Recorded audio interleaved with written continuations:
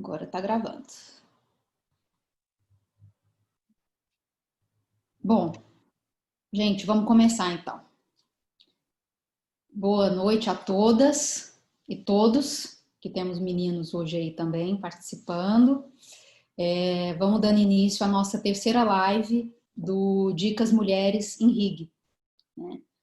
Para aquelas que ainda não nos conhecem, nós já somos quase 350 mulheres, começaram a se unir há apenas 3 semanas. Né? Tudo começou quando a Juliana Franco, ela criou um grupo super despretensiosamente com o intuito de que mulheres de relações governamentais pudessem trocar dicas e coisas aleatórias, como receitas, indicações de serviços e outras amenidades. Só que esse grupo despretensioso ele começou a ser povoado por mulheres incríveis e com uma diversidade tão poderosa.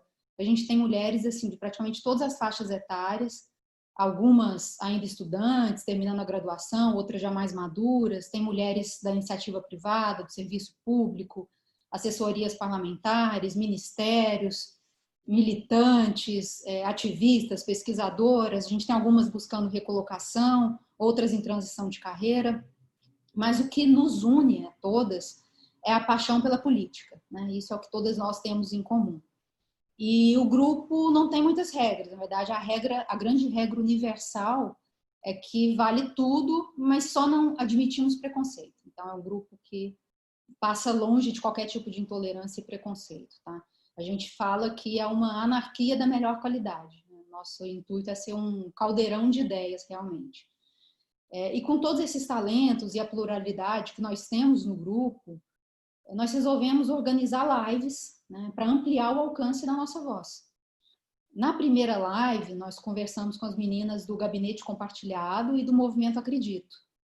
Na segunda live, nós tivemos 4 profissionais já bem-sucedidas na carreira de relações governamentais e elas compartilharam dicas preciosas para quem está começando a carreira. E hoje, finalmente, a gente vai oportunizar um debate que, na minha opinião, já é histórico. Né? As 3 protagonistas hoje são 3 mulheres negras maravilhosas e que vão super generosamente compartilhar conhecimentos e depoimentos. Assim, se preparem para aprender muito e para sair das bolhas onde, infelizmente, todas nós vivemos. Então, eu vou apresentar essas 3 mulheres protagonistas de hoje rapidamente. A gente tem a Natália Grigorievs. Dá um alô aí, Natália, para todo mundo ver. Levanta a mão. Ela é graduanda em Ciência Política pela UNB, trainee na Strátegos, Consultoria Política Júnior. Ela é pesquisadora de carreiras políticas e busca delinear o perfil, trajetória e desempenho das deputadas federais negras que compõem a atual legislatura da Câmara dos Deputados. Compõe movimentos que visam combater o racismo e ampliar a participação de mulheres, sobretudo negras, na política. Atualmente, ela se dedica à construção de coletivo de formação política para jovens negros e do movimento negro evangélico em Brasília, além de facilitar um grupo de estudos sobre teologia negra. Faz parte do Elas no Poder como articuladora política voluntária. A gente tem também a Flávia Fernanda Costa, vai dar um alô aí para todo mundo. Ela é graduanda bolsista em Direito pelo Uniceub, o Centro Universitário de Brasília, compõe o Centro Brasileiro de Estudos Constitucionais, o CEBEC, e o Grupo de Pesquisa Políticas Públicas de Gênero e de Estudos Feministas. Atualmente, ela desenvolve pesquisa sobre direitos e relações raciais, decolonialidade e feminismo negro. A terceira debatedora é a Thaís Cardoso, graduanda em Ciência Política pela UNB. Ela trabalha com relações governamentais na Associação Nacional dos Servidores da Carreira de Planejamento e Orçamento, a ASECOR. É pesquisadora das áreas de trabalho doméstico, sistema penitenciário e socioeducativo. Compõe movimentos que visam ampliar a educação popular desde 2016. Integra o Brasil Cursinhos, o Mova-se, o Vestibular Cidadão e o Politize. É cofundadora da Ubuntu, Frente Negra da Ciência Política. É católica missionária e atua com enfoque na população em situação de rua. Faz parte também do Elas no Poder, como coordenadora de gestão de pessoas. E, mediando esse debate riquíssimo, a gente tem a super Noemi Araújo, que também é cientista política pela UNB, especialista em políticas públicas e gestão governamental. Ela atuou na área de relações governamentais até 2018, juntamente com entidades representantes da sociedade civil. Hoje ela coordena o setor legislativo e a comunicação de um gabinete parlamentar na Câmara dos Deputados. É aluna especial do mestrado em processo legislativo do Cefor, além de ser voluntária também da ONG Elas no Poder. Tá? Então, só algum aviso aqui de organização para vocês entenderem como é que a gente vai seguir agora. A Noemi vai conduzir o debate, algumas perguntas, mas em qualquer momento vocês podem usar o chat para fazer perguntas. Eu vou anotando aqui e depois, num bloco final, a Noemi vai direcionar essas perguntas para as participantes. E no final, mais ou menos uns 20 minutos no final dessa live, a gente vai abrir o microfone para mulheres negras que quiserem usar a voz, que quiserem compartilhar algum depoimento, alguma história, enfim, que quiserem se fazer ouvir também. Tá bom? Então, Noemi, é com você agora. Aqui é sua. Obrigada, Cibele. Olá, pessoal, boa noite. Primeiro eu queria agradecer a oportunidade de poder tirar o pijama, né? Pintar o cabelo. Então, isso já é muito bom para a gente dar uma motivada, né? Sair um pouco do nosso ritmo, da nossa rotina, mas principalmente de fazer parte de, como a Cibele falou, dessa live histórica. Para mim é, sim, uma iniciativa que vai projetar futuras iniciativas, não só aqui dentro, mas com várias outras organizações e iniciativas também, seja no setor privado como no setor público. Eu agradeço a confiança das organizadoras, né, desse grupo, desse time que me confiaram essa responsabilidade. Eu estou muito feliz, muito animada, com muitas expectativas, porque só nesse pequeno momento que nós fizemos esse grupo para organizar essa live, a gente já aprendeu tanto, né, Cibele? A gente já realmente, assim, eu falei, meu Deus, eu estou em mais uma bolha que eu não sabia que eu estava. E graças a essas meninas, assim, que são parceiras, tanto no Elas no Poder como em outras iniciativas, inclusive, essa Brasília muito pequena, a gente vai poder construir algo muito enriquecedor, que eu acredito que seja o pontapé para outros momentos no futuro. E aproveitando para a gente contextualizar um pouquinho o tema de hoje, que é um tema muito amplo, né? A gente falou, nossa, se for falar tudo que a gente tem para falar, não tem como, né? Então a gente tentou pincelar alguns assuntos, principalmente a partir das experiências das convidadas, do que elas têm trabalhado, onde elas têm atuado.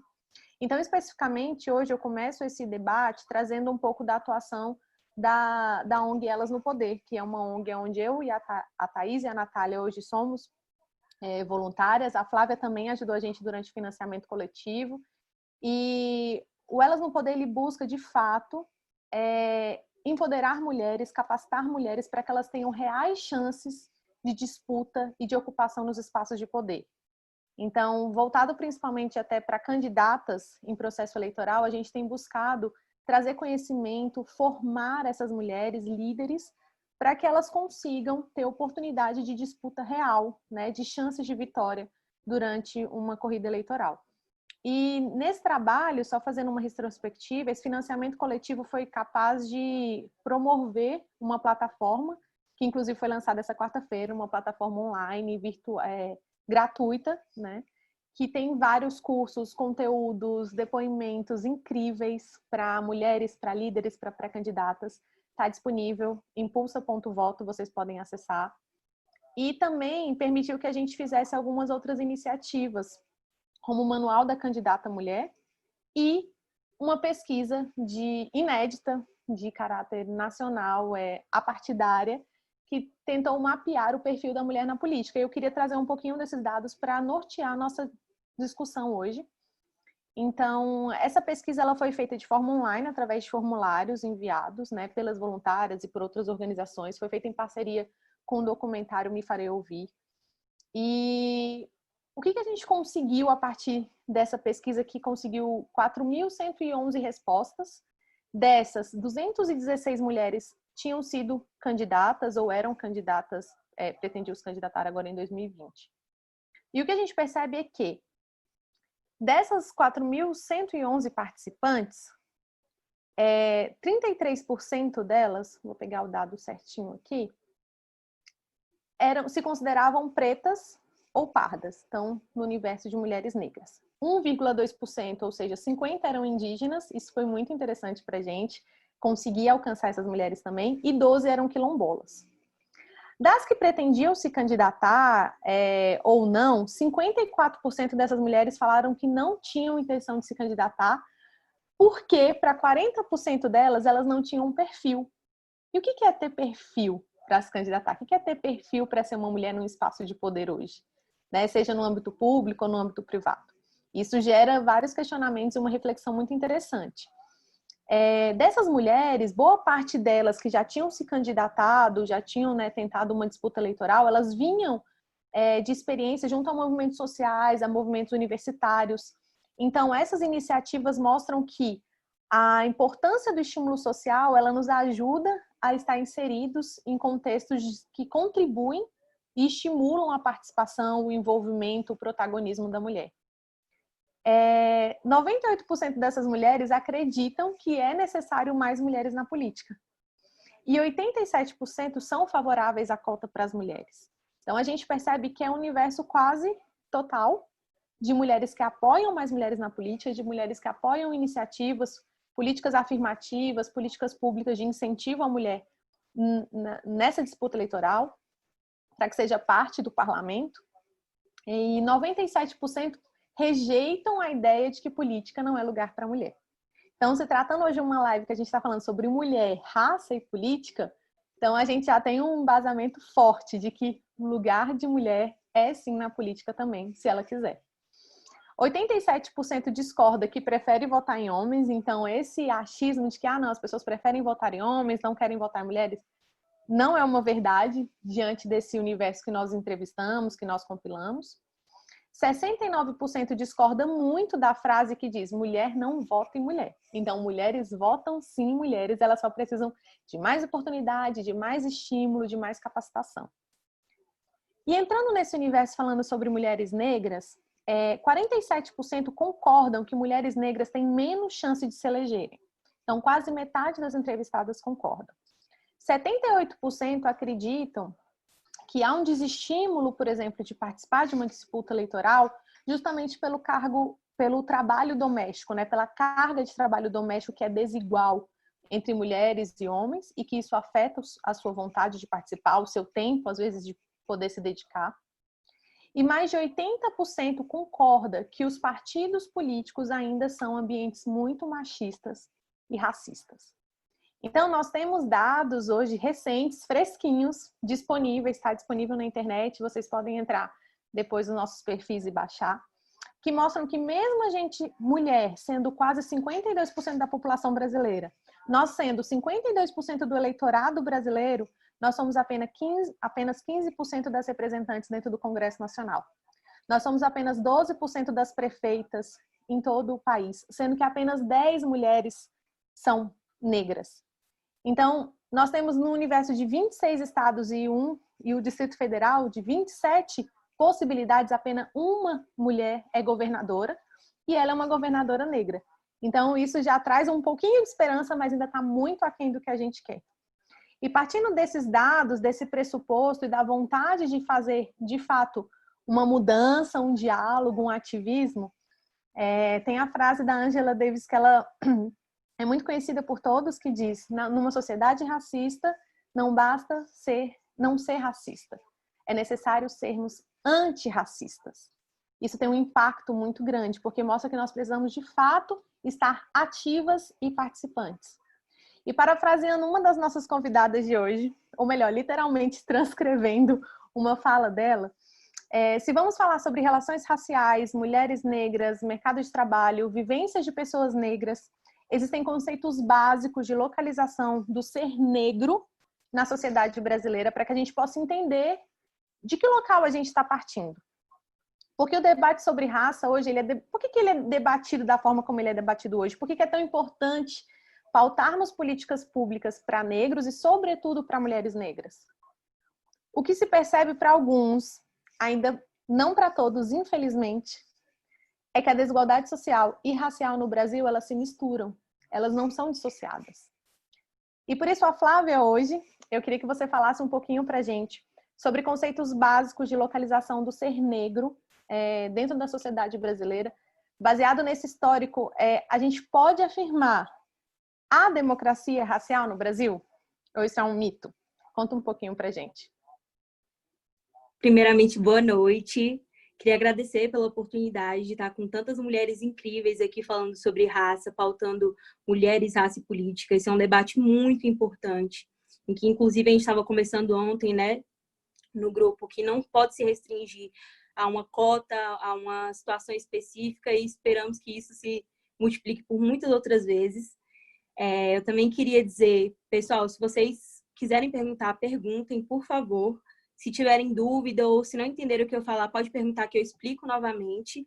E também, se eu não souber responder, também vou ser honesta com vocês, vou anotar a pergunta, anotar o nome e levo a resposta também depois, tá?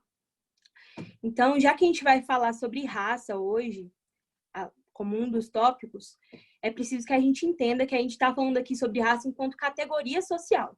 Eu estou falando isso porque é possível que algumas pessoas que estão assistindo a gente aqui hoje pense que por que a gente está falando sobre raça enquanto categoria social? Por que a gente está falando sobre raça se só existe uma raça que seria a raça humana? Evidente, sim, biologicamente só existe uma raça, que é a raça humana, de fato, mas aqui a gente está adotando a raça enquanto uma categoria social, ou seja, enquanto uma categoria que foi sociologicamente construída ao longo da história do Brasil e ao longo desses mais de 300 anos de escravidão.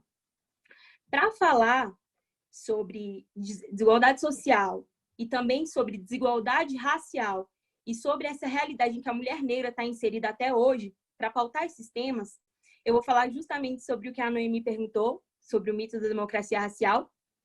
E para falar sobre o mito da democracia racial, eu vou trazer aqui a debate a obra de Gilberto Freire, Casagrande Senzala, que foi quem sistematizou o conceito de mito da democracia racial.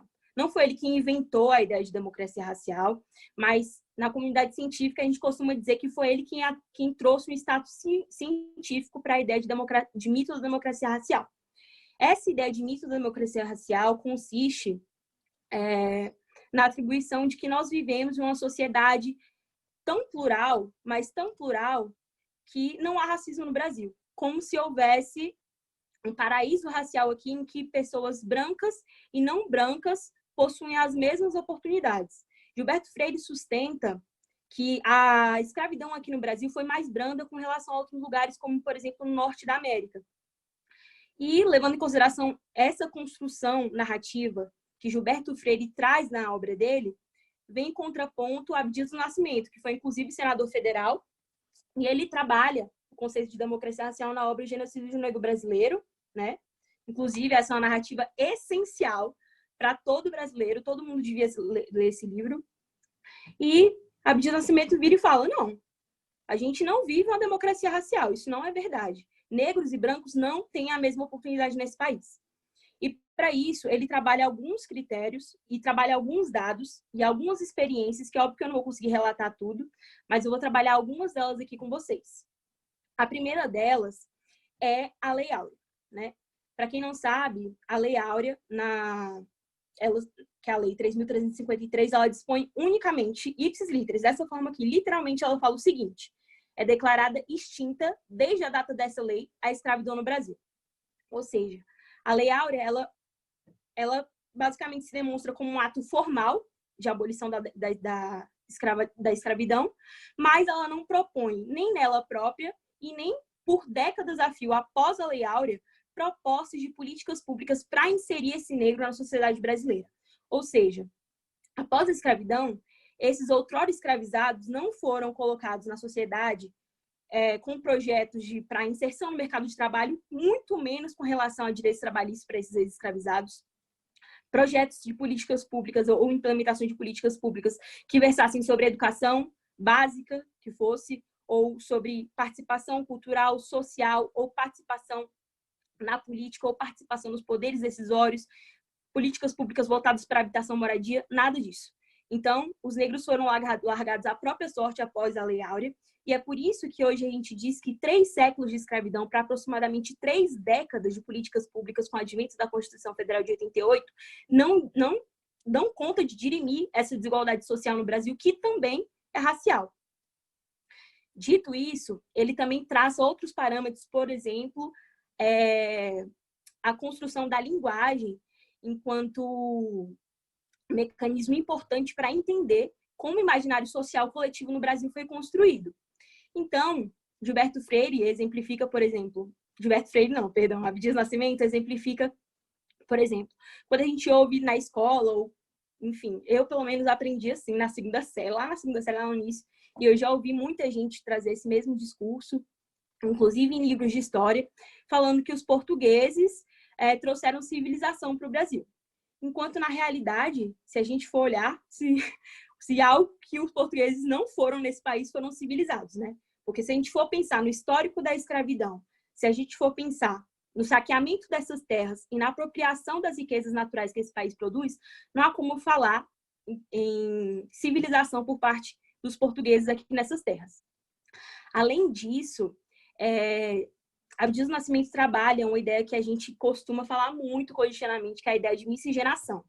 A ideia de miscigenação, que a gente tem aqui no Brasil de uma maneira muito romântica, a gente costuma falar que, nossa, o Brasil é um país plural, pluricultural, plurirracial, que admite todas as raças, etnias, credos, cores, mas que, na realidade, essa ideia de miscigenação, que a gente costuma romantizar como parte da construção social do Brasil, é produto do estupro coletivo de mulheres negras e indígenas. E, além disso, ele também faz parte, ele é produto, na verdade, de uma política de embranquecimento que ocorreu na Era Vargas, em 1930. Né? Então, eu trouxe aqui para vocês um decreto-lei que foi assinado pelo Getúlio Vargas, que era presidente à época, que fala o seguinte, é só um artigo que eu vou ler.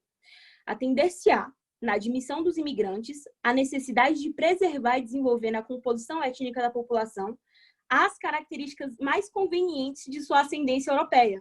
Ou seja, nós tínhamos uma política pública de embranquecimento dessa nação para que, em cerca de 200 anos, não houvessem mais pessoas negras no Brasil. E isso faz parte do processo de epistemicídio que nós sofremos, né? A supervalorização de tudo que é produzido, que advém daquilo que é eurocêntrico, daquilo que é ocidental, masculinizante e branco, né? Em detrimento da desvalorização de outras epistemologias que não seja essas que representam o poder institucional da branquitude enquanto unidade, né?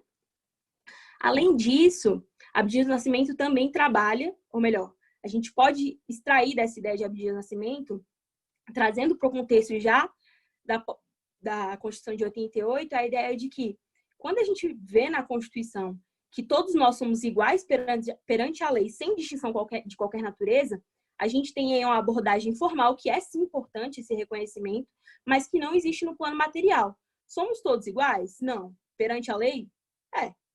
Sem distinção de qualquer natureza? Não. Na verdade, com distinções de toda a natureza. Então, enquanto a gente tem uma igualdade formal, ela não é uma realidade no plano de igualdade material. Ou seja, é uma não realidade. À medida que a gente está trabalhando isso, está pautando isso, outro dado importante que eu acho que é válido trazer aqui, que é a ideia de que houve a queima dos arquivos da escravidão, que foi uma circular número 29, assinado pelo ministro das Finanças da época, que foi o ministro Rui Barbosa. Então, Abdias Nascimento trabalha a ideia de que, se na verdade, se alguém foi liberto com a Lei Áurea, esse alguém foram os próprios brancos, que foram eximidos de qualquer tipo de responsabilidade com a queima desses arquivos da escravidão. E, além disso, já para finalizar, porque eu estou com medo de exceder minha fala, estou quase excedendo, a gente tem aqui, então, um processo de destituição, né, da racionalidade, da civilidade, da produção cultural e intelectual, em que só os conhecimentos advindos de uma lógica que seja do homem branco, hétero, cisgênero, cristão e não deficiente, é a que mais se aproxima do padrão de aceito, de validade e de neutralidade que se aplicaria a todos nós enquanto brasileiros, mas que na verdade não se presta a todas as demandas sociais, na realidade não se presta e nem atende às demandas do povo negro, né? E em contraponto, a gente tem aí a mulher negra na base dessa pirâmide social em condição de maior vulnerabilidade, em que ela é atravessada por, no mínimo, 2 tipos de opressão, né? Ela é atravessada pelo machismo, por ser mulher, e ela é atravessada pelo racismo, por ser negra. Então, eu falo no mínimo porque ela também pode ser, não sei, afro-religiosa, ela pode ser trans, ela pode ser deficiente, enfim. Ela é, no mínimo, atravessada por esses 2 tipos de opressão. Isso é o que desemboca no que nós temos hoje de racismo por degeneração, que é o que Lélia Gonzalez aponta, que é o racismo aqui no Brasil, que é aquele racismo que ele se constrói pela negação do próprio racismo, né? Que é o que desemboca também na ideia de racismo institucional, já que a gente não teve esse histórico de construção social para inserção nem do negro e muito menos da mulher negra no mercado de trabalho e em todas as esferas sociais. E é isso, obrigada. Eu acho que eu não excedi o tempo, né? Eu acho que não. Mas é isso que eu queria falar por hora. Não, você foi ótima, Flávia. Que aula, gente! Que aula! Estamos aqui, né? Introdução 1 às relações raciais, tá? Da aula da UNB. Rapidinho, queria trazer aqui para vocês alguns pontos aqui da Flávia, da fala da Flávia, só para quem não entende, ou não entendeu, na verdade. Vamos lá, eu peguei aqui o dicionário mesmo. Epistemologia é o ramo da filosofia que estuda a origem, a estrutura, os métodos e a validade do conhecimento. Ela se relaciona com a lógica, com a psicologia e com a metafísica. Então, quando a Flávia usou os termos, né, de epistemológico, é nesse sentido, é a questão de entender o contexto geral, né, das etapas, dos limites, da construção, inclusive, do conhecimento humano. Tá certo? É isso, Flávia? Obrigada, Noemi, é isso mesmo. Ó, tô fazendo aqui a aula certinho. Outra coisa, rapidinho. A Gil falou da biblioteca, que era as referências. No final, a gente vai fazer um conteúdo bem bacana para liberar para as redes sociais, de todas as referências, documentos, artigos, filmes, séries. Teve até uma questão de musical, né? Que a Flávia também sugeriu. Sim, isso é muito legal. Tá bem bacana, então não se preocupem que a gente vai divulgar isso com vocês. E antes de passar um pouquinho para falar sobre esse tema de racismo institucional, que é algo que é muito importante para a mulher negra dentro do seu ambiente de trabalho, eu queria trazer aqui a reflexão sobre coisas que aconteceram esses dias, né? Em relação ao João Pedro, aqui no Brasil, em relação ao George Floyd, em Minnesota, que está acontecendo essa semana, que são situações que, se não afetam você, tem alguma coisa muito errada acontecendo. Não estou falando que você precisa defender sem conhecimento o que está acontecendo, mas você precisa, de fato, buscar conhecimento, buscar entender e estar inserido nesse contexto e não achar que você é alheio a tudo isso. Justamente porque é algo que acontece no Brasil, nos Estados Unidos, na Europa, em qualquer lugar, corriqueiramente. Então, inclusive, para acrescentar essa lista, temos inclusive um repórter negro da CNN que foi preso, que estava acompanhando, né, as manifestações em Minnesota, e o repórter branco que estava do lado dele não foi. Então, isso é algo que a gente realmente precisa questionar e se perguntar por quê. Por que que isso acontece? Por que acontece com ele e não acontece comigo? Por que acontece com ela e não acontece comigo? Então, acho que é algo importante da gente trazer, a partir desse debate, esses questionamentos e essas reflexões e buscar conhecimento, né? Não apenas do WhatsApp, não apenas do Twitter, mas de fontes, por exemplo, como Flávia e como Thaís agora, tá? Eu passo essa bola para Thaís. Thaís, eu queria entender um pouquinho, aproveitando a sua experiência como profissional de relações governamentais e o seu vasto currículo, o que seria o racismo institucional? Enquanto mulher negra que atua no ambiente de relações governamentais e institucionais, que é uma boa parte desse público que está aqui hoje assistindo, quais são as dificuldades, quais são as limitações a mais, que nem a Flávia falou, né? Às vezes não é só questão do gênero, tem a questão racial, tem a questão da sua classe social, dependendo de onde você se encontra, que vão somando, né? E vão dificultando a sua atuação como profissional. E além disso, eu queria não só falar sobre isso, mas se você puder trazer soluções né? Como combater, como identificar esse tipo de racismo no nosso ambiente de trabalho? A gente como profissional, como colegas, ou às vezes eu como uma diretora, como uma CEO, desde o meu processo seletivo, dessa fase inicial, como que eu posso ajudar a mitigar isso e a, de fato, contribuir para uma sociedade mais igual, equânime, né? Buscando essa equidade mesmo entre as raças, entre os gêneros. Tá com você, Thaís. Bom, obrigada, boa noite, agradeço primeiro o convite, agradeço o espaço que eu me encontro, eu sei que é um espaço de privilégio dentro, enfim, de todas as situações que eu vivo, é um ato político, enquanto estudante de ciência política eu falo que é um ato político, ser filha de empregada doméstica, de cobrador, sempre ter estudado escola pública, mas poder ocupar um espaço onde eu sei que é muito renegado para os meus, onde eu sei que nem todos têm o privilégio que eu tive de poder adentrar uma universidade com tanta qualidade como a Universidade de Brasília, né? Bom, acho que antes de abordar um pouquinho o racismo institucional para as pessoas poderem entender, a Flávia falou belamente, assim, eu gostei bastante, quando ela faz essa perspectiva do mito da democracia racial e para a gente perceber o quão isso desemboca em toda a estrutura que a gente tem hoje, nesse racismo estrutural que cerceia todos os nossos corpos e às vezes dificulta práticas naturalizadas, práticas racistas, né, que às vezes a gente vê no cotidiano, mas a gente não conhece, não consegue reconhecer. E aí a gente para pensar que está tão enraizado na sociedade que é a base da construção brasileira que a gente tem. Às vezes o dito racismo velado, né, que as pessoas falam tanto, assim, porque o racismo no Brasil ele se dá de um modo muito sutil, ele se dá de um modo onde às vezes não é a pessoa me ofender, me chamar de preto, enfim, várias coisas que eu já escutei durante a minha trajetória. Não, às vezes é impedir que o meu corpo adentre certos espaços. E quando a gente leva isso para a abordagem das instituições, das organizações, aí também a gente tem o racismo institucional. Antes de eu explicar um termo, eu queria que, enfim, quem estiver participando da live, só pense quantas profissionais negras de HealthGov existem na empresa onde elas atuam, ou a última que elas atuaram, né? Quantas dessas existem, elas exercem cargos de liderança? Estou falando de analistas, estou falando de diretoras, porque é muito comum a gente ver esses corpos negros onde? Na copa, na cozinha, sendo motorista, é onde os nossos corpos estão, ainda dentro das empresas de HealthGov. E para a gente parar para pensar um pouquinho, porque em todas as discussões que a gente levanta sobre gênero, que enfim é uma pauta bem forte agora, dentro de relações governamentais, porque a gente sempre está pautando gênero, mas quando a gente está pautando raça, não vem com a mesma força. É sempre o mimimi. É sempre, às vezes, parece que a gente não é capaz o suficiente. Não somos todas mulheres? Não devemos todas ocupar esse espaço?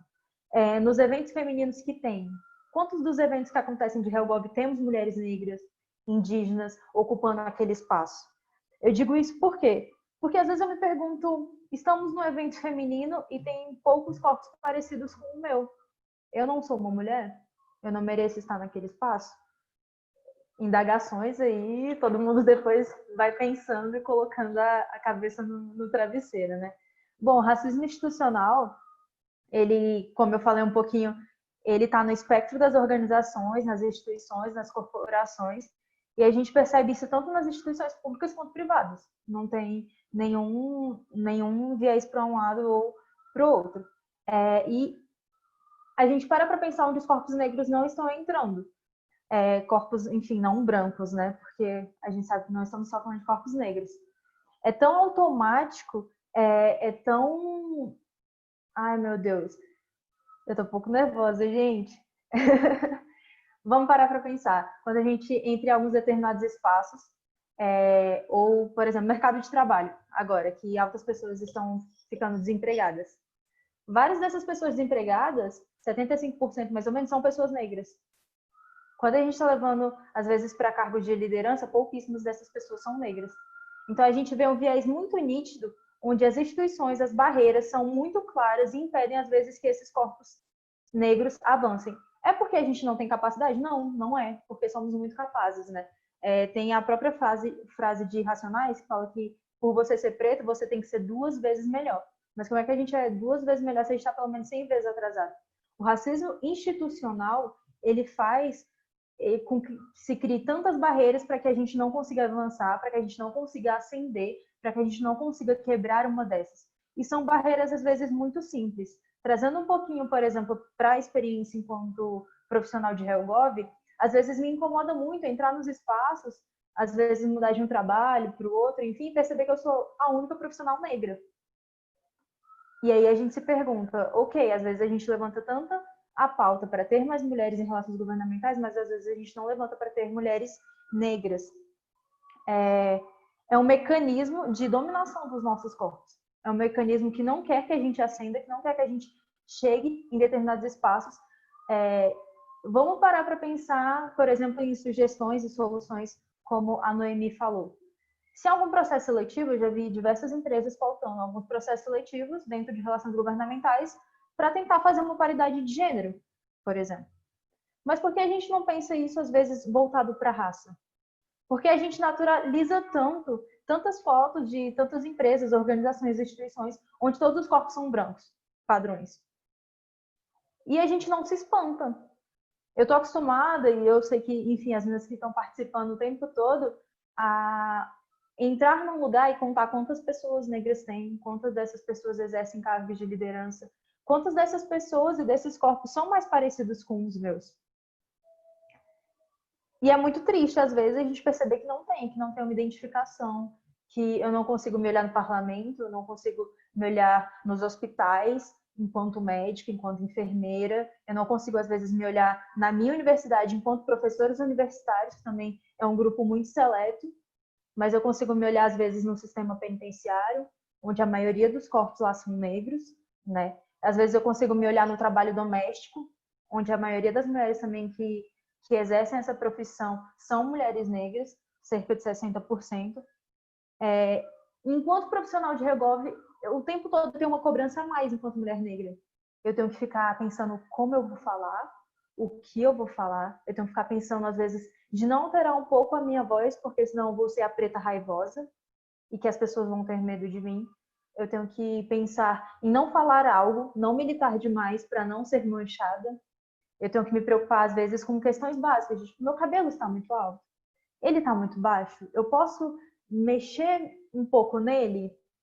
Porque são, às vezes, situações que as pessoas não param para pensar. Mas em entrevista, por exemplo, eu sempre converso com a minha mãe. Mãe, meu cabelo tá bom assim? Tá muito alto? Tá muito baixo? Não, como é que a gente arruma? Porque a primeira impressão é que fica. O meu corpo, os nossos corpos, assim, o meio das meninas já é marcado por ser um corpo negro. Já tem uma barreira que está impedindo a gente, que quer impedir a gente, na verdade, de adentrar aquele espaço. Então, às vezes, eu tenho que utilizar dos mecanismos possíveis para poder conseguir adentrar. E lá dentro, a gente tenta conversar, tenta fazer pequenas modificações. Lá dentro, às vezes, a gente tenta falar da importância desse debate. A gente tenta falar que a gente não sabe falar só sobre raça, que a gente sabe falar sobre medida provisória, que a gente sabe falar... enfim, sobre a situação política no país, embora esteja muito difícil ultimamente a gente saber como é que está a situação política no país. A gente sabe falar sobre políticas públicas. E aí a importância também de não só ter profissionais de HelpGov, mas também da gente se ver no parlamento, da gente se ver no Congresso, da gente poder ocupar os gabinetes, às vezes, enquanto assessora. Por quê? Porque se um parlamentar está pautando uma política pública, se ele não pensar raça, que é a base fundante no país, essa política pública não vai acessar todas as pessoas. A gente para pensar, por exemplo, em tempo de pandemia. A gente está vendo várias discussões, auxílio. Se a gente para pensar na política pública que está sendo, né, a solução que está sendo desenvolvida para o sistema penitenciário, é colocar os detentos em containers. Olha o quão desumano é isso. Olha o quão doloroso é isso. A gente sabe que tem uma linha muito tênue presente, que está permitindo que os nossos corpos sejam massacrados, que a gente morra mais do que a gente já está morrendo, que a gente está morrendo todo dia. A nossa trajetória enquanto corpos negros parece que a gente está colecionando violências e mortes o tempo todo. Mas eu vou colocar no container porque, nossa, vai resolver todos os meus problemas.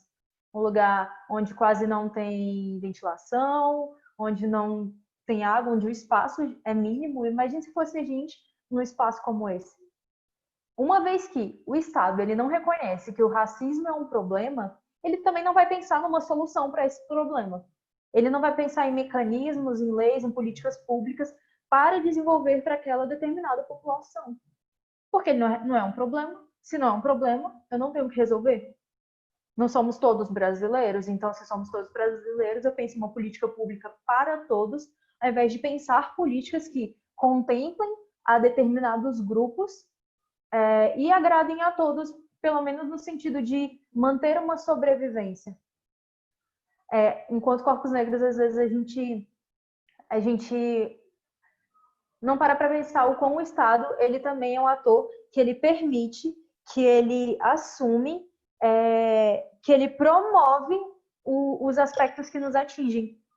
O mito da democracia racial, para mim, ele existe muito até hoje, né? Não é à toa que a gente continua lendo Gilberto Freire nas universidades.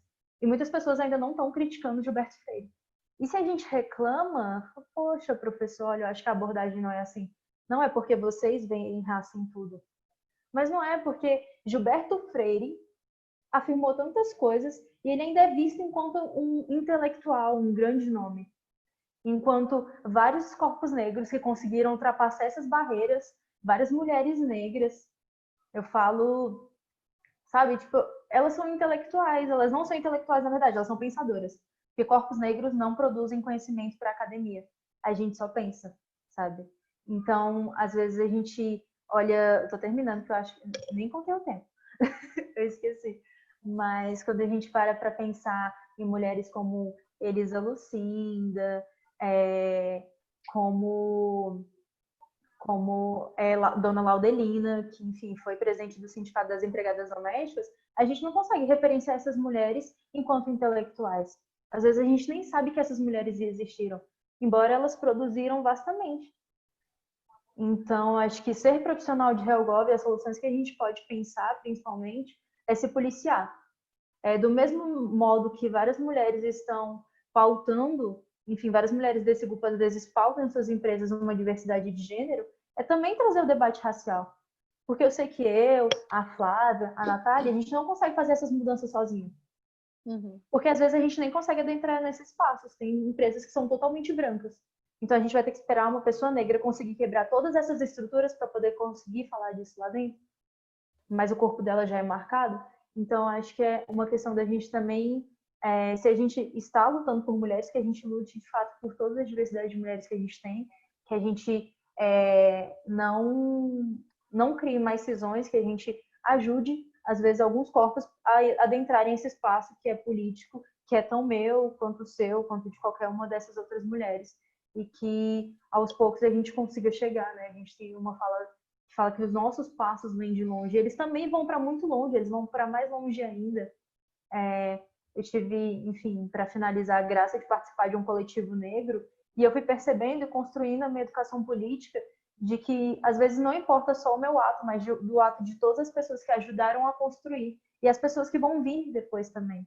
Quando a gente pensa num coletivo, dentro de um instituto de ciência política, dentro da Universidade de Brasília, um coletivo negro, a gente consegue pensar em políticas, em produções, em academias, a gente consegue se fortalecer, a gente consegue trocar experiências, treinar entrevista às vezes, para poder adentrar um mercado como relações governamentais. Então, é um pouquinho disso. Obrigada. Uau! Uau, uau! Olha, já deixei anotado aqui que a próxima live é a Thaís ensinando para as diretoras e as CEOs como fazer processos seletivos que incluam raça mesmo. E eu não estou brincando, eu acho que a gente podia depois, Cibele, inclusive passar para as coordenadoras um meet mais fechado para quem é diretora, quem é o pessoal que mexe com a parte de RH, quem mexe na parte de gestão, para que vocês realmente façam um passo a passo. Assim como a gente fez, não ia acontecer, mas olha só, aconteceu. Isso mostra que a gente está tendo visibilidade, não? Que a gente conseguiu alcançar muita gente. E pouco de emoção. Um pouco de emoção aqui, que a gente está fazendo, está causando, isso que é importante. Assim como a gente fez a live sobre dicas para HelGov, de inglês, por exemplo, acho que para processos seletivos, mas trazendo questão de inclusão de gênero e raça, seria muito legal ter esse momento depois à parte. A Thaís falou tanta coisa, que eu anotei tanta coisa, que fica até complicado de dar segmento assim, sem fugir muito do tema. Mas, pegando uma conversa aqui sobre política, inclusive, que falaram, gente, se a gente olhar no contexto de pandemia, que a gente tem toda uma equipe ministerial, que no início, né, eram 22 ministros, e a gente só tem 2 mulheres, e nenhuma dessas mulheres são negras, nenhum dos homens ali, pelo menos que eu vi, que eu me lembro agora de cabeça, são negros, sendo que a população negra é aquela que tem maior busca por serviços de saúde público gratuitos, como que a gente de fato vai fazer políticas públicas que alcancem eles, que nem a Thaís conversou? Como que eu posso pensar em mulheres e pensar em mulher negra se eu não tenho alguém ali para falar, ei, olha aqui, isso aqui não tá bom, isso aqui não atende, você não viveu, você não tem essa experiência para saber. Então, até nisso, principalmente em um contexto de pandemia, a gente precisava de mulheres, sim, que são muito capacitadas, que são mais de 70%, por exemplo, das técnicas de enfermagem, são técnicos em enfermagem, são mulheres, e a gente não tem essas pessoas ali na linha de frente no sentido intelectual, de direcionando, de mandando, de direcionando as políticas públicas. Então, infelizmente, e isso acaba gerando uma maior problemática, por exemplo, no contexto de violência doméstica, que nós sabemos que as mulheres negras são as mais afetadas e que o número de casos de violência doméstica dentro da pandemia aumentou drasticamente. Como tratar isso, né? Como fazer com que o local do corpo negro, de fato, né, não esteja só, como a Thaís falou, nos ambientes de morte, nos ambientes de degradação, dentro das questões, né, de política carcerária. E mais do que isso, outra coisa, além disso, tem o que as meninas também falaram, às vezes, além de você ser mulher, de você ser negra, você tem uma religião. E muitas das vezes você também sofre o preconceito pela sua religião. Seja ela dos dois, sei lá, de qualquer espectro possível, você vai sofrer esse preconceito. E aí eu queria conversar um pouquinho com a Nath, trazer um pouquinho da fala dela, justamente para entender a vivência da mulher negra, a sua localização na sociedade, do mercado de trabalho até a questão da religião mesmo. Você acredita que a religião, Natália, e política, elas são parte de um mesmo corpo social? Elas se misturam ou não? Elas estão à parte? Eu queria que você conversasse um pouquinho sobre a sua experiência, sobre a sua vivência em relação a isso e trouxesse um pouquinho mais de conhecimento para a gente, que está incrível.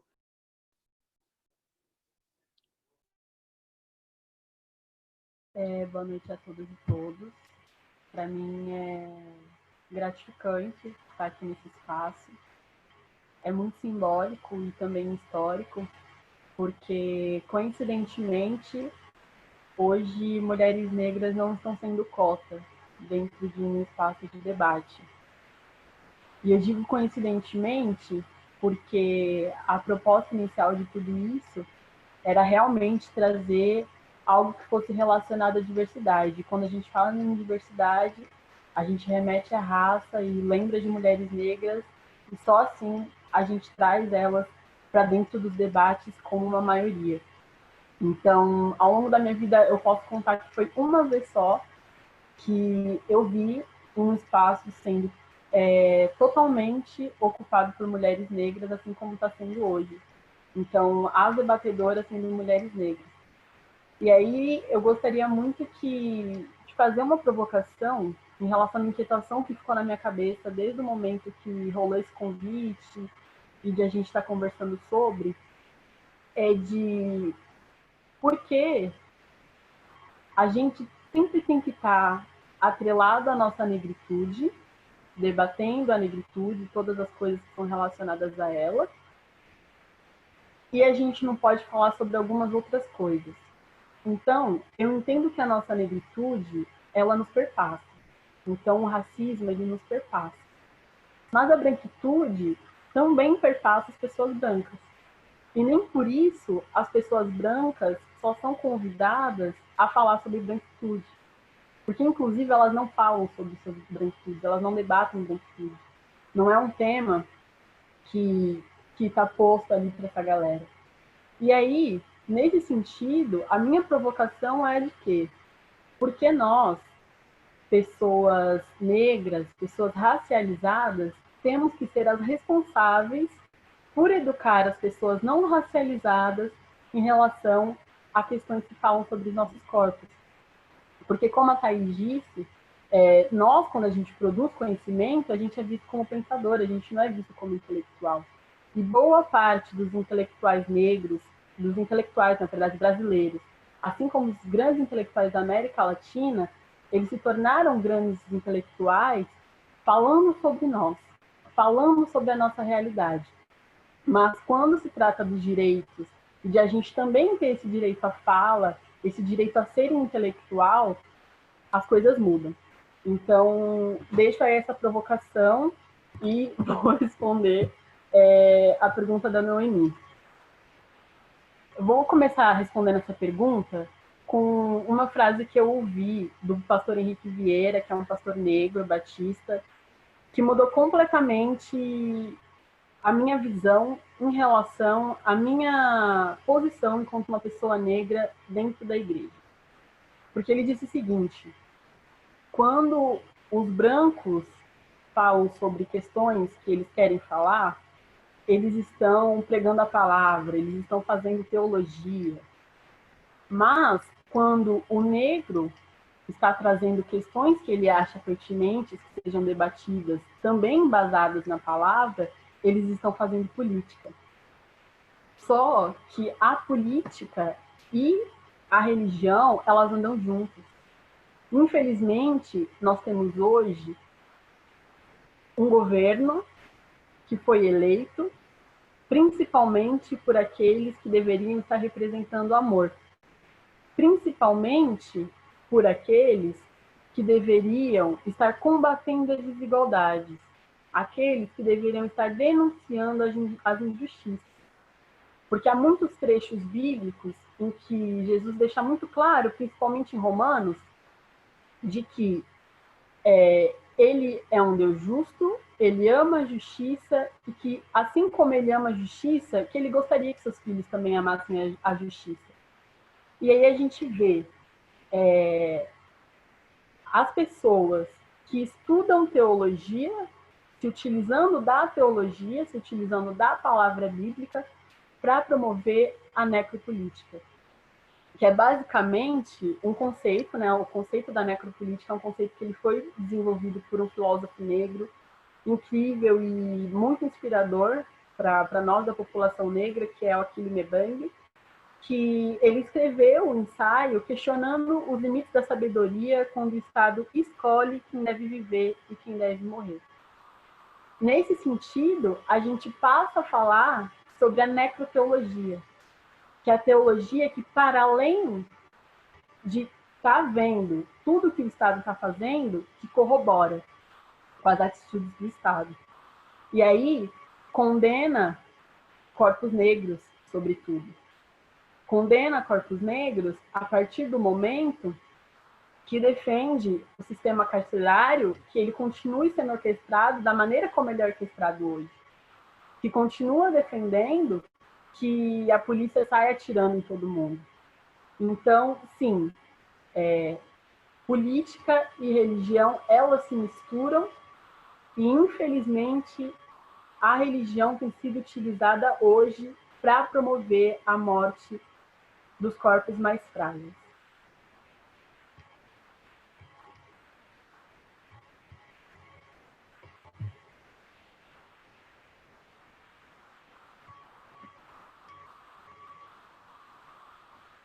Nath, fala. Nath, tá ouvindo? Tô. Eu queria que, falando sobre essa questão de teologia negra, que, cara, assim, você falando sobre a questão de religião e política, sobre a necessidade da religião estar defendendo, né, a vida de pessoas e protegendo, ao invés de fazer o contrário, eu me senti muito contemplada. Mas eu queria que você explicasse um pouquinho pra gente o que é a questão da teologia negra, por exemplo. Porque eu, particularmente, quando você falou, eu sou cristã evangélica também há mais de 20 anos, né, minha vida toda, e eu nunca tinha ouvido falar. Então eu fui, como uma boa mediadora, procurar entender um pouquinho melhor sobre isso.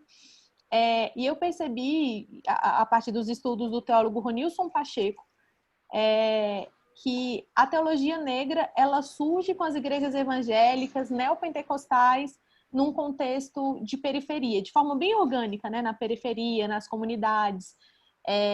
E elas são independentes, são criadas a partir de uma relação própria da comunidade, de identificação, enfim, se constituindo como a cara da igreja brasileira, negra, mulher, pobre e plural. Então, ela passa a ser um ethos de sobrevivência, como ele mesmo chama, permitindo que as comunidades elas sejam acolhedoras e construam um significado e autorreconhecimento. Eu queria que você trouxesse um pouquinho para a gente sobre isso, da importância, por exemplo, de uma comunidade na vida de uma mulher negra, por exemplo. Qual que é a importância de uma rede de apoio, de um círculo, desses movimentos que vocês fazem parte, da importância desses movimentos, para manter vocês ativos, para manter vocês sobrevivendo? Acho que a palavra certa seria essa. Você pode trazer um pouquinho da sua experiência em relação a isso? Certo. Bem, em relação ao que é a teologia negra. Se a gente for falar no conceito teologia negra, então, a partir de qual momento que ele começa a ser pensado e por quem ele começa a ser pensado, a gente pensa em algo mais recente.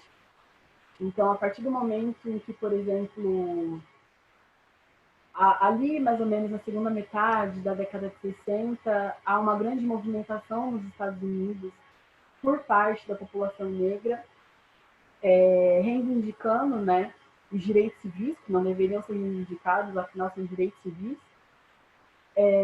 Então, mesmo dentro de um espaço que deveria ser acolhedor, de um espaço que não deveria promover desigualdade, muitos eram os negros que sofriam violências, microviolências e violências simbólicas, muitas violências simbólicas e às vezes violências propriamente ditas, então de terem que sentar no fundo da igreja porque não podia se misturar com as outras pessoas que eram não negras. E a partir desse momento, já que não há uma preocupação das pessoas não negras, né, das pessoas não racializadas, de se movimentarem para discutir tudo isso que está acontecendo dentro da igreja e principalmente o que está acontecendo lá fora, que é a morte, a sacrificação, a violação do direito à vida das pessoas racializadas, alguns cristãos negros começam a se mobilizar. Então, a princípio, sob a liderança, né, de Martin Luther King, começa essa mobilização. E aí tem todo aquele histórico que a gente já sabe, né? E aí, essa origem aqui no Brasil, ela também não se dá de uma maneira muito diferente. E aí o próprio Ronice fala, né, como você citou, das igrejas evangélicas neopentecostais. E aí é um grande problema dessas igrejas, porque, assim como ele cita, elas estão localizadas principalmente em lugares onde há grande concentração de pessoas negras. E, infelizmente, ainda hoje, o lugar onde há grande concentração de pessoas negras é a periferia. Ainda são as comunidades. E esses neopentecostais, eles passam a se utilizar da fragilidade intelectual de algumas pessoas, que infelizmente também não tiveram acesso ao estudo, para promover o racismo, para conduzir essas pessoas que são carentes de informações, de formação intelectual, às vezes, conduzir essas pessoas a caírem dentro de um sistema racista que conduzem as suas vidas para a escravidão. Então, sob a perspectiva da mulher negra, como que funciona isso? Dentro das igrejas, dessas igrejas neopentecostais, essas igrejas bairristas, né, principalmente, o que a gente mais vê é que as mulheres, sobretudo negras, são as mulheres que ainda estão lavando os banheiros. Ainda são as mulheres que, em sua maioria, não estão ocupando espaço. Então, assim, não estão ocupando espaços de liderança. ainda são as mulheres que são preteridas quando são colocadas à escolha dos irmãos para casar ou para fazer corte nas igrejas em que precisam fazer corte, por conta do cabelo. Então, como a Thaís falou, né? Por muito tempo, eu nasci em igreja, então, por muito tempo, tive essa preocupação e vi outras garotas que têm a pele bem mais escura que a minha tendo essa preocupação. Então, como é que eu vou ajeitar o meu cabelo? Eu vou deixar o meu cabelo alisado para eu ser aceita pelo irmãozinho ou eu vou assumir a minha identidade? Então, a identidade negra, ela é soterrada. E aí, ela é soterrada, inclusive, com a disseminação de discursos contra negros, que coloca negros contra negros. E como que negros são colocados contra negros? Quando você demoniza as religiões de matriz africana, por exemplo. E isso é algo branco. Isso não é algo negro. O povo negro não é assim. O povo negro não discrimina. O povo negro não pensa em matar os seus irmãos por conta da religião que eles praticam. Então, é com todo esse contexto de muita violência, em que os nossos continuam sendo submetidos, que surge a necessidade de você ter uma teologia negra. Então, uma teologia negra que vai conscientizar o povo negro dentro das igrejas evangélicas, coloca aqui essa perspectiva, então, mas a gente também tem pessoas que são católicas, a gente tem também pessoas que são praticantes das religiões de matriz africana, para a gente entender, galera, o que é que a gente vai fazer e como que a gente pode se organizar nesses espaços. Então, trazendo na perspectiva da igreja evangélica, por exemplo, de pessoal, vamos lá, vocês realmente vão continuar corroborando com o discurso necropolítico que vai entrar dentro dos terreiros e vai matar a galera negra que está ali dentro, que vai destruir o terreiro dessa galera só porque eles não praticam a mesma religião que a gente, acima da religião que eles praticam está a nossa irmandade, está a nossa cor, está a nossa raça, que é o que nos une. Então, vem muito nesse sentido.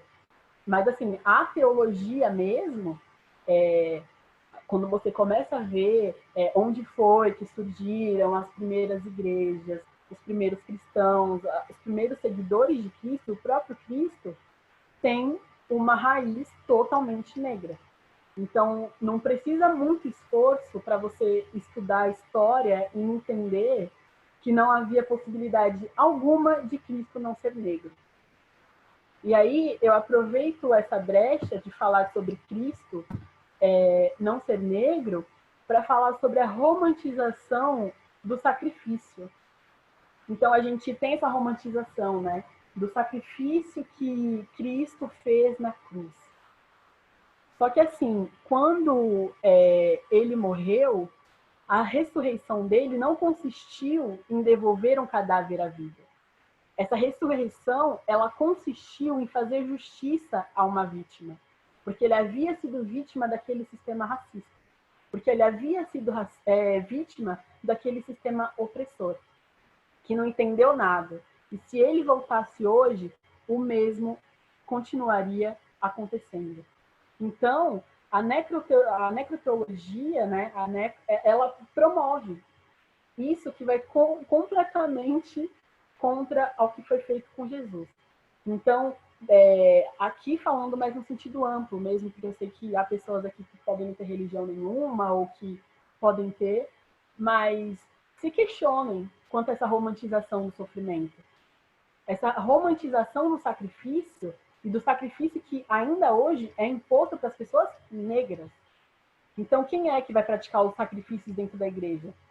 Quem é que vai dobrar o joelhinho no chão para ficar orando pelos seus filhos, que são negros e que não têm paz um dia sequer, porque, independente da idade, estão na mira dos fuzis da polícia racista do estado desse país, são as mulheres negras. Então, assim, quem é que está se sacrificando? Qual é o corpo que continua se sacrificando para que haja paz? Ainda é o corpo das mulheres negras, ainda é o corpo dos seus filhos negros. Muito obrigada. Maravilhosa. Gente, vocês conseguem perceber que são diversos assuntos que permeiam diversas vertentes. e a gente não tem tempo suficiente hoje para falar sobre isso. Mas eu queria aproveitar 2 perguntas antes. Eu vou jogar a pergunta para as meninas e depois eu vou abrir o espaço para alguma mulher negra que tenha vontade de realmente fazer a sua contribuição aqui com a gente. Ressalto que a Cibele falou que realmente é um momento de epifania aqui para todas nós. E eu vou fazer a pergunta e as meninas que quiserem responder, tá? A pergunta é da Lígia. Ela falou assim, que sobre a questão do lugar de fala, né? Que é uma questão um pouco delicada, um pouco complexa. E ela disse assim, ó, eu sei que não cabe a nós, mulheres brancas, falarmos em nome do movimento negro de forma alguma, mas qual é a melhor forma de mulheres não negras se engajarem nessa luta contra o racismo estrutural? Como vocês veem nosso papel nessa luta? Eu queria que a gente dividisse um tempinho, se quem quisesse falar, mas aí eu vou regulando um pouquinho para a gente não passar tanto e não responder as outras perguntas, pode ser? Aí eu faço um ok assim, quando der uns 2 minutinhos, 3 minutinhos, quem quer começar? Quem se candidata? Flávia, Thaís? Vou deixar para as meninas. Nath? Eu posso começar, sim. Tá. Posso? Claro, vai lá. Tá, então. Essa é uma pergunta muito comum, sempre perguntam isso. Mas o que eu fico me questionando na realidade, eu espero que ninguém interprete isso que eu estou falando como erratividade, é quem realmente está disposto a se despojar de privilégios, né? Porque quando a gente está falando de pessoas brancas enquanto unidade que representa a branquitude, que representa o poder institucional, que representa, querendo ou não, o topo da pirâmide social, não no caso de mulheres brancas, né? Ou de mulheres não racializadas, mas se despojar desses privilégios para lutar efetivamente junto com a gente. Entendeu? Porque são poucas pessoas. Geralmente, é muito comum ver em redes sociais, em diversos meios, no cotidiano, na vida, entre amigas brancas, que essas pessoas estão dispostas a te ouvir, mas não estão dispostas a se despojar desses privilégios e também não posta lá, é necessário ser antirracista, mas na prática não funciona, entendeu? O que eu vou indicar aqui agora é uma coisa mais prática, que não chega nem perto do que pode ser feito, na verdade. Então, assim, o que eu vou indicar já permeia o que eu tinha passado para a Noemi das indicações, né? Comecem a consumir produções negras, entendeu? Comecem a ler coisas com autores negros.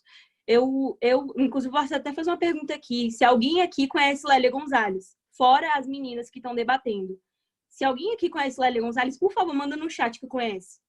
Eu duvido muito, entendeu? Então, consumam produções de intelectuais negros, consumam música de pessoas negras. Eu não estou falando só da Beyoncé, ou da Rihanna, ou da Isa aqui no Brasil.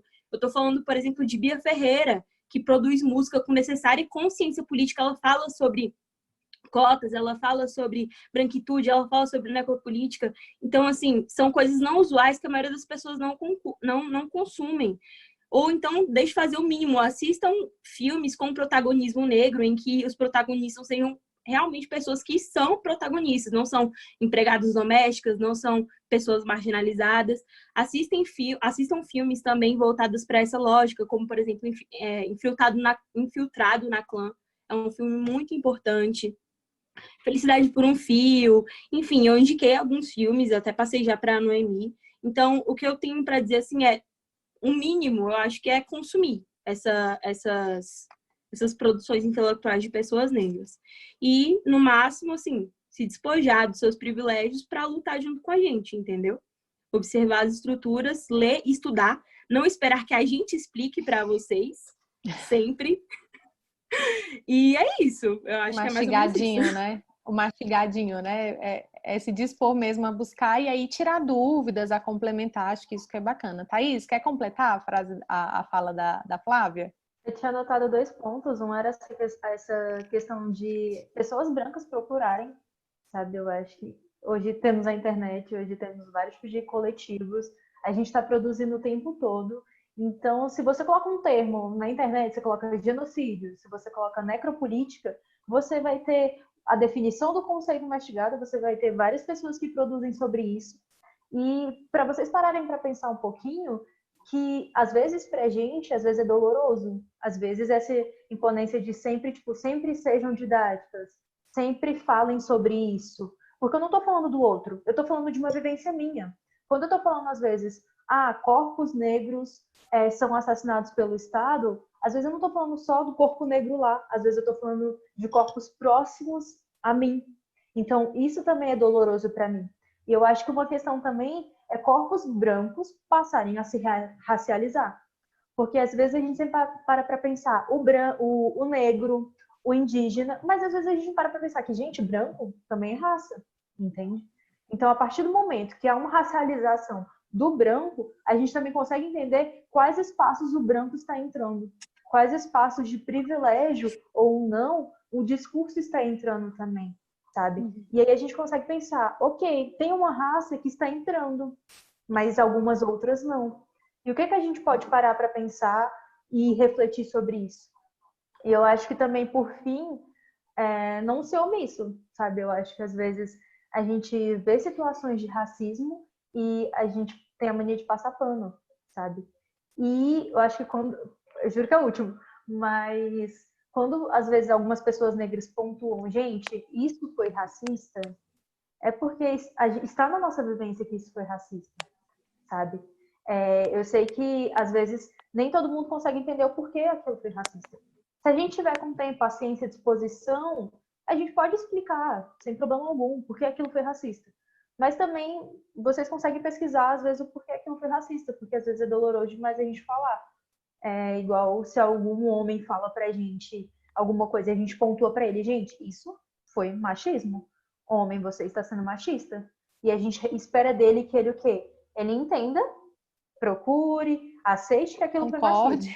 Então, que a gente possa fazer a mesma coisa quando a gente está falando de raça, porque são opressões, entende? Então, que a gente também consiga entender que quando alguém fala para você foi racismo, foi homofobia, foi transfobia, você, nossa, eu vou pensar sobre isso. Minimamente pensar. Às vezes você não vai entender a complexidade disso tudo, mas está aberta para poder refletir e ver o que pode mudar. Legal. Eu vou aproveitar uma fala aqui da Milena, que eu acho que veio muito a calhar em relação a isso, porque ela falou em relação a uma experiência dela, né? Dentro do processo de construção de legislações, como a PEC do trabalho escravo e lei do serviço doméstico, que ela não viu mulheres negras lá nesse debate. Ela se questiona, né? Como eu, sendo profissional que interfere na elaboração de leis e de políticas públicas, devo proceder? O que eu devo fazer? E eu penso isso também eu como assessora parlamentar. Inclusive, nesse contexto realmente de pandemia que tem chamado muito a atenção para o abismo que a desigualdade social tem se revelado, e racial inclusive, o que nós, enquanto agentes públicos, podemos contribuir para legislações, né, para políticas públicas. E eu confesso que muitas das vezes eu tenho muitas ideias e acabo procurando uma parlamentar mulher e falo, apresenta isso daqui. Mesmo um parlamentar homem também pode, mas sabe, buscar dar o protagonismo para a mulher, para que caso ela ainda não tenha pensado sobre isso, você consiga contribuir aonde você consegue, né? Se é propondo legislações, se é propondo políticas públicas, ou se é dentro do seu local de trabalho. Teve alguém que saiu aqui, eu não sei agora quem foi, que comentou que algumas empresas têm feito isso, mas ainda é muito pouco, né? A Juliana Marques. Algumas empresas têm levado muito a sério o tema, mas certamente ainda é muito pequeno comparado à necessidade que nós temos. E falando sobre a segunda pergunta que chegou aqui no chat, e a Flávia também citou em relação à questão de cotas. A Laís também fez essa pergunta. Deixa eu ver aqui, ó. Como docente da UFG, vejo o quanto a lei foi importante para tornar possível o ingresso de negros e negras nas universidades públicas, buscando a democratização do acesso. Ainda que reconheça o quanto devemos avançar. Posto isso, existe já algum esforço, mobilização de grupos de relações governamentais para a manutenção dessa política? Ou elas no poder têm alguma posição sobre isso? E eu complemento. Recentemente, foi apresentada uma consulta pública no TSE que pede que metade da cota do fundo e do tempo de propaganda das postulantes do gênero feminino seja destinada às mulheres pretas. Vocês concordam? Seria uma medida eficiente para reduzir a subrepresentação da mulher negra também na política?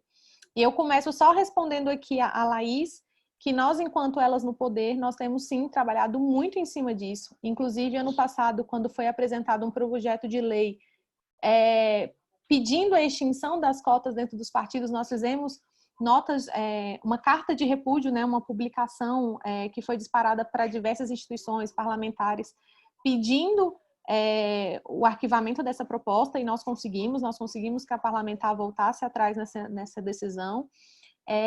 Nas ações que nós temos feito, inclusive, é uma forma de exposição, mas uma exposição muito positiva.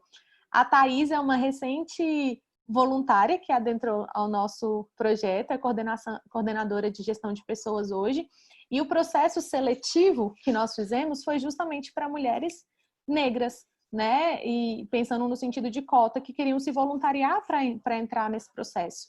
E teve muita gente falando, só pode mulher negra? Sim, foi quase isso que a gente fez, porque a gente queria, sim, uma pessoa que entendesse algo que estava faltando dentro da nossa organização e que pudesse construir junto uma política atrativa para que outras mulheres negras pudessem estar inseridas nesse conjunto, nesse time de voluntárias. Então, falando pelo Elas no Poder, essa tem sido a nossa bandeira muito forte, sim. Diariamente a gente tem buscado isso. Aí queria ver se a Nath pode responder um pouquinho sobre essa questão das cotas nas universidades, a importância delas. E a Flávia ou a Thaís também, se quiser responder sobre a questão, se vocês têm visto algum tipo de mobilização dos grupos de relações governamentais pela manutenção dessa política, se vocês têm visto algum movimento em relação à questão das cotas. E outra coisa que eu acho importante, né? Não adianta a gente só apenas colocar as cotas para as mulheres como candidatas. A gente tem que começar a trabalhar outras políticas públicas mais eficientes, como, por exemplo, as cotas das cadeiras mesmo, né? Para que as cadeiras sejam preenchidas. Assim, a gente vai conseguir minimizar, de certa forma, a subrepresentação nesse primeiro momento, até alcançarmos a equidade de gênero e a equidade racial dentro do Congresso Nacional. Bola tá com vocês, meninas.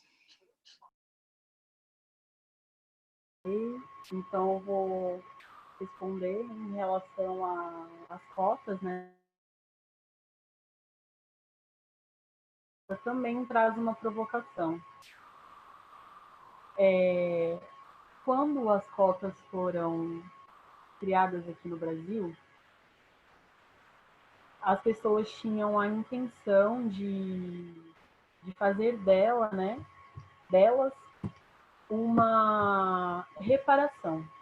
Então, né, a tentativa de uma reparação histórica em relação a todo o tempo que os negros ficaram fora das universidades e de toda a desigualdade relacionada à formação educacional, né? Então, que vem desde lá do primário até mais para frente, que é uma formação que há muitas lacunas devido a inúmeros fatores. Então, nem sempre a criança negra vai conseguir concluir os estudos, porque há outras preocupações, às vezes, como, por exemplo, vou manter a minha casa. Tem questão de que, às vezes, a criança negra não mora perto da escola e não tem o dinheiro da condução para pagar a passagem e não consegue chegar até a escola. Tem muitos fatores e que vocês podem, né, se aprofundar além sobre. Mas a minha provocação é a seguinte: como reparar os corpos que, né, acabaram sendo lançados ao mar, ou até mesmo se jogando, tipo, para evitar as possíveis dores que sofreriam aqui no Brasil, quando eles estavam dentro dos navios negreiros. Como que a gente repara isso? Há uma reparação? A gente consegue trazer essas pessoas de volta à vida e dar condições de subsistência para essas pessoas? A reparação em relação a todas as pessoas, todos os negros que foram mortos, tiveram suas vidas tomadas por conta das doenças que eles contraíram desses europeus, não há como a gente reparar isso. Então, posto essa provocação, eu acredito que a discussão em relação à necessidade das cotas dentro das universidades, ela não deve mais ser essa necessidade, ela deve ser o que é que a gente faz agora com esses negros que conseguiram entrar aqui. Então, a gente tem 2 pontos. Primeiro, há muitos fraudadores de cota. Então, recentemente, até saíram alguns estudos e a galera ficou muito feliz, tipo, nossa, caraca, viu? Tem bastante negros agora dentro das universidades. Não, gente, não tem tantos negros assim dentro da universidade. Porque uma parcela bem considerável dessas pessoas que se autodeclararam negras são fraudadores de cota. São criminosos, estão roubando o lugar de pessoas negras que deveriam estar naquele espaço. E aí, há outro ponto. O debate deve girar em torno do seguinte ponto. O que é que eu faço com essas pessoas que estão aqui? Então, qual é a política psicológica que eu, enquanto, sei lá, reitor, eu, enquanto diretor de departamento, de instituto, coordenador de curso, vou fazer para que essas pessoas não sejam massacradas pelo racismo que as acometem aqui dentro? Porque ninguém pensa na saúde mental da pessoa negra. A galera tem a preocupação de, ok, criamos algo que vai colocar eles lá dentro, mas ninguém pensa no antes. Então, quais são os passos que vão ser dados na formação básica dessas pessoas para que elas consigam, de fato, chegar nesse lugar? E quais são os passos dados depois de que essa pessoa consegue chegar nesse lugar? Então, hoje, não há nenhuma política, de fato, que seja efetiva nesse sentido. Porque o racismo, ele faz isso com a pessoa negra. Então, ele te permite acessar alguns espaços, mas na condição da pessoa que é cota. Então, na condição da única pessoa negra da turma, às vezes a única pessoa negra dentro de um curso. Mas aí, você vai ser colocado dentro de uma caixinha. E aí, de você se tentar sair de dentro dessa caixinha. Que aí você vai ser totalmente massacrado de inúmeras formas. Então, quais são as políticas que estão girando em torno disso, sabe? Então, de pensar a condição da pessoa negra. Pensar que, infelizmente, as pessoas racializadas, de um modo geral, elas não se encaixam nesse perfil universal que o branco entende que existe. Porque não há um perfil universal.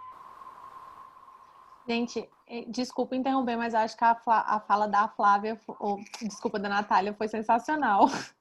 Porque é justamente isso, gerar o questionamento, né, Natália? Gerar essa reflexão para que a gente busque fazer algo a mais e não ficar questionando já o que tem. Não que a Laís tenha questionado, mas muitas pessoas ficam questionando.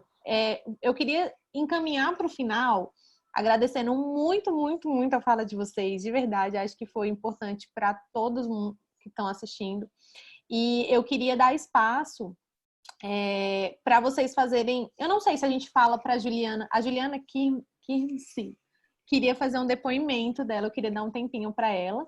E aí eu acho que a gente coloca ela para falar um pouquinho sobre a experiência dela, sobre a vivência dela um pouquinho, e depois a gente faz uma fala de encerramento, pode ser 1 minutinho para cada? O que vocês acham? Pode ser assim? Pode, eu só queria fazer um adendo, Noemi, falando Claro. sobre a questão de HellGov, né? Que foi uma das perguntas também Sim, que estava verdade. dentro. Eu acho que a maioria quando a gente está falando de relações governamentais, geralmente quem está se mobilizando ainda, infelizmente, são os coletivos, são organizações que pautam já o debate racial, tentar trazer isso dentro do parlamento, mas ainda assim é muito complicado da gente, às vezes, conseguir levar esse debate lá para dentro e falar da importância deles. Mas eu vou falar para vocês de uma das iniciativas que a Ubuntu, a Frente Negra de Ciência Política, coordena também, que é o Antonieta de Barros, que tenta fazer essa ponte e mediar esse vínculo com parlamentares negros, já eleitos lá de dentro. Então, quem quiser conhecer um pouquinho do trabalho, pode procurar nas redes sociais também, somar essa iniciativa. Ótimo, muito, muito bom. A Juliana tá por aí? Cadê a Juliana? Ela tá, estou vendo ela aqui. Aí, pronto. Oi! Oi, linda! Olha só, queria só fazer aqui um parêntese. Quando a Juliana viu o card da live, ela falou para mim e falou assim, eu quero estar na próxima. E eu falei, você tá dentro. E eu acho que essa live é justamente para isso, gente. As lives aqui do grupo do Dicas em Mulheres em Ring é você se projetar, é você dar a cara mesmo e falar, olha, eu quero participar, eu tenho conhecimento, eu quero falar sobre isso. e você realmente perder um pouco dessa timidez, dessa síndrome da impostora que todas nós temos muitas das vezes, e se prontificar a colaborar e trazer conhecimento. Então, Ju, a palavra é sua. Vou te dar uns 5 minutinhos, pode ser? Porque a gente já avançou muito do horário. E assim, eu acho que as meninas realmente da parte que eu peguei já disseram muitas coisas e muitas pesquisas importantes. O que eu queria falar, o que eu conversei com a Noemi, é um pouquinho dessa minha experiência como relações governamentais e negra nesse mundo. Muitas me conhecem aqui, mas outras não, mas enfim, eu tenho 15 anos já nessa área de relações governamentais e eu tenho visto assim, todo ano, todo momento, alguma evolução, algum espaço para nós. Eu acho que, sério, todos esses movimentos têm refletido, sim, no nosso espaço dentro do Congresso, como relações governamentais. Obrigada a todos os movimentos, porque a gente está refletindo positivamente na nossa presença lá dentro. Ainda falta muito para acontecer, ainda falta muito para a gente, como vocês falaram, vai ter um pouco mais dessa igualdade, mas hoje eu sinto um pouco mais de liberdade com relação até ao meu jeito de ser. Mas a gente ainda sofre, e nós mulheres e negras, a gente ainda sofre com uma questão cultural mesmo, inclusive interna. Sou eu comigo mesma, entendeu? Por exemplo, eu vou trazer a questão de roupas, de trajes. Eu amo no meu final de semana colocar o meu turbante, colocar a minha roupa do jeito que eu gosto, das cores que eu gosto, e passar o meu final de semana linda, maravilhosa. Mas essas mesmas roupas, eu sei que elas combinam, que elas são sérias, que elas conseguem ir para o meu mundo do trabalho, mas eu não consigo vestir. Porque, às vezes, eu lembro que bem antigamente, em um dos meus trabalhos, eu fui com uma roupa amarela. Todo mundo me olhou atravessado. E nesse dia eu não consegui descer para o Congresso. Então, aquele dia eu me senti muito mal. E conversando com outras colegas negras dentro do Congresso, eu cheguei a ouvir, não vivi, mas cheguei a ouvir que tal empresa não permitia turbantes dentro do local. Qualquer coisa que tornasse referência a turbante, sabe aqueles laços, aqueles arames que a gente coloca assim, era proibido. Então, aqueles negócios me incomodaram demais. E com relação a cabelos, a maquiagens. Então, assim, hoje eu estou dentro de uma instituição da Confederação Nacional das Instituições Financeiras. E lá a cultura é totalmente diferente. Lá você pode usar tudo isso. E um dia eu testei ir de turbante e com uma roupa bem do meu estilo. Não sei como dizer, para mim é uma roupa normal. Mas eu entrei com receio dentro da empresa, olhei para um lado, olhei para o outro, pensei, meu Deus, tomara que ninguém fale nada. Eu entrei com medo de ser recriminada, de ser, né, as pessoas de repente nem comentarem talvez nada para não me constranger, alguma coisa assim. Mas pelo contrário, eu fui muito elogiada, inclusive pelo presidente. E imediatamente eu comentei, nossa gente, eu estou me sentindo muito acolhida, muito obrigada. E eles falaram assim, não, isso aqui é normal. Aqui as pessoas podem ser o que elas são mesmo. Então, assim, a gente tem outras colegas negras lá dentro e que elas vão de turbante. Depois eu descobri que elas vão de turbante. Então, assim, isso é muito gostoso. Você estar dentro de uma instituição que trata de um sistema financeiro, que é um setor muito tradicional, né? Muito fechado. A gente tem poucas mulheres falando sobre economia, a gente tem pouquíssimas mulheres falando sobre mercado de ações, a gente praticamente não tem, muito menos negras, assim, é absurdamente estranho isso. Mas eu me senti acolhida, então, assim, em termos de comportamento, sabe, de vestes, essas coisas, eu sinto muita falta, mas também, por um outro lado, eu acho que a gente está conseguindo já ter um espaço importante dentro desse mundo de relações governamentais. Está se refletindo, mas eu acho que ainda é muito tímido. Nós, mulheres helgovs, a gente precisa se fortalecer mais nessa cultura, desmistificar mais, inclusive dentro do Congresso, as pessoas olham muito para uma pessoa, me desculpe as colegas, e eu tenho até um orgulho de falar de mulheres brancas dos olhos azuis, porque meu Kirmesse é alemão, a minha avó é branca dos olhos azuis, cor do céu, meu pai também é branco, minha mãe que é negra. E então eu me sinto até confortável de dizer isso. Mas as mulheres brancas, elas onde que elas chegam, elas já param o mundo, e nós temos também que ter esse subconsciente. A gente pode parar em qualquer lugar, a gente pode falar em qualquer lugar, mas além do discurso, na hora de fazer, a gente ainda fica com muito receio. Esse ambiente ainda não está confortável, esse ambiente ainda não está totalmente bom, mas eu acho que a gente já começou muito, acho que a gente está começando muito bem. A minha filha, ela é negra, tem um black desse tamanho, é linda, maravilhosa, hoje ela faz estágio, e ela trabalha muito com esses movimentos, o lidera, tudo quanto é movimento de mulheres negras na política, ela gosta de se envolver. E ela fala isso hoje para mim, ela falou assim, mãe, eu acho que a gente já está tendo mais oportunidades, coisas que na minha época eu nunca tive, hoje a minha filha tem. Então, assim, aliás, não é que tem, ela está começando a ter, mas eu sempre conversei muito com a minha filha sobre política, com os meus filhos sobre política, sobre espaço, sobre você tem que ser um filho feminista, sabe? Eu tenho um marido feminista, aqui em casa a gente tem esses movimentos. E isso reflete muito lá fora. Mas eu vejo que minha filha, ainda assim, ela tem que se impor pelo fato de ser negra, de ser jovem, né, de ser ainda estagiária, ela tem que se impor para poder colocar um salto para as pessoas olharem para ela e ver que ela existe ali naquele momento. Então, é isso, é um pouco desse depoimento. Muito rápido. Obrigada.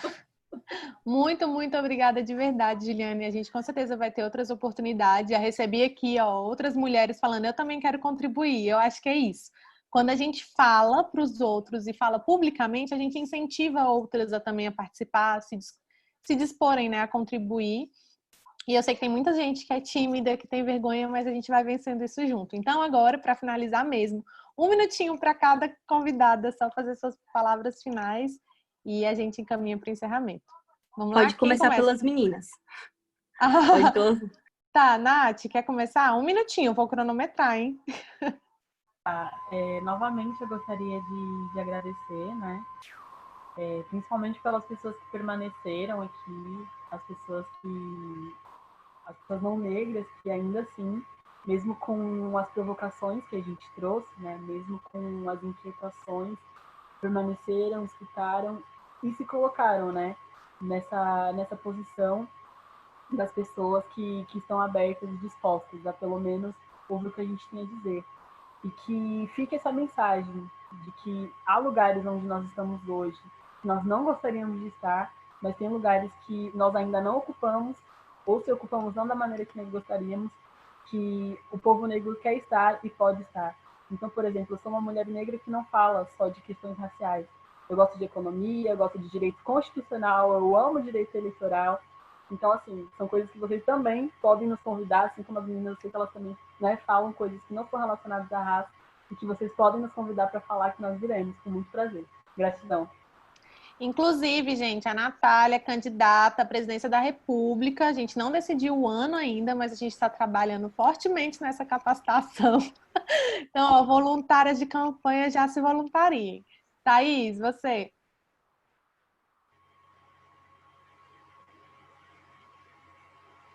A gente não te ouve, está fechado o seu microfone. Eu sempre erro com o microfone, mas tudo bem. Bom, eu queria agradecer a oportunidade de estar nesse espaço incrível, as pessoas também que possibilitaram que eu estivesse nele.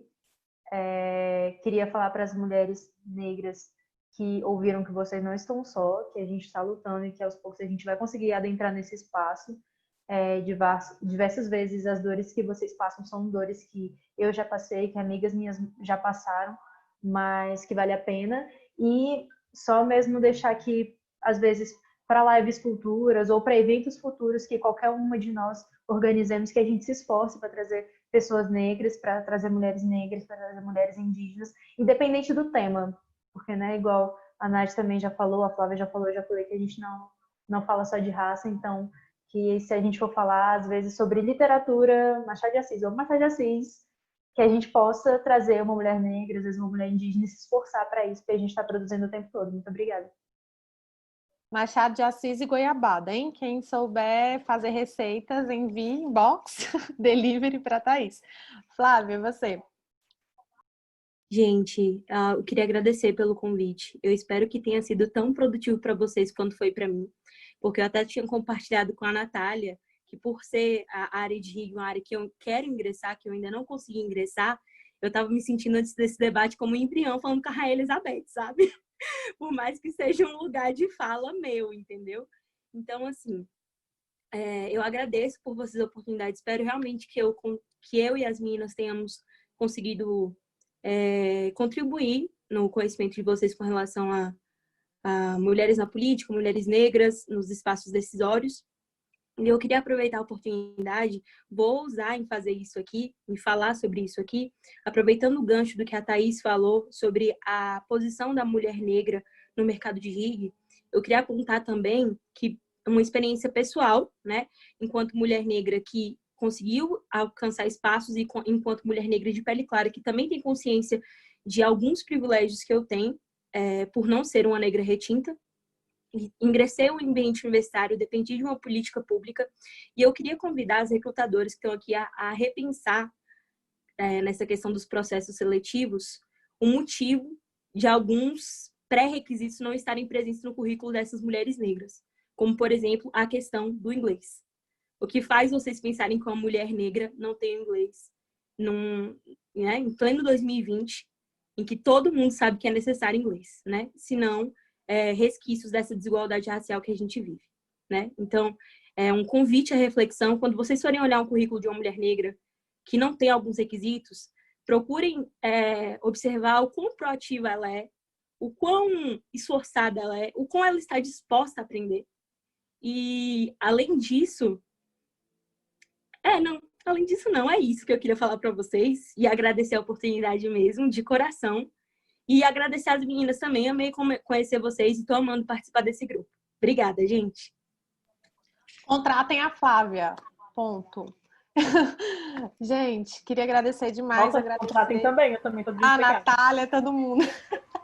Queria agradecer mesmo por essa oportunidade, pela confiança de, meu Deus, colocar essa responsabilidade aqui para eu conduzir esse debate. Espero que tenha sido realmente enriquecedor para vocês, como foi para mim, para a Cibele da gente. Meu Deus!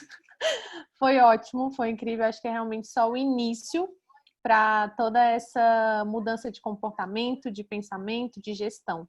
Então, beijo para vocês, obrigada. Eu vou passar agora para a Cibele finalizar para a gente. 30 segundos aqui. A gente teve uma invasão de flash, né? Ó, a Gil já tá com uma... O que é isso aí, Gil? Um cartaz aí. Machistas, racistas, babacas não passarão. Não vai ser um macho escroto que vai intimidar a gente. Aliás, nenhuma quantidade de machos escrotos vai nos intimidar, ninguém vai nos calar. Agora, isso para a gente virou realmente uma pauta mesmo, assim, do nosso grupo. Estamos juntas e, pelo contrário, assim, em vez disso nos intimidar, a gente vai ter ainda mais espaço. E claro que vocês não vão ter sempre que falar sobre raça, isso ficou muito claro, né? Obrigada por nos tirarem de zona de conforto, estourarem as nossas bolhas, né, internas, externas. Acho que isso aqui foi um exercício realmente de cidadania e de despertar para todo mundo. Vocês não estão e não estarão cumprindo nenhum tipo de cota no grupo. O grupo é de vocês também. E a gente está com vocês, enfim, para tudo que vocês quiserem colocar e nos ajudar a pensar em próximos debates, em próximas pautas, tá? Então, vamos seguir juntas. E muito obrigada pela humildade de vocês em compartilhar tanto conhecimento conosco. Obrigada mesmo. Beijo, gente. Boa noite. Obrigada. Tchau, tchau. Tchau.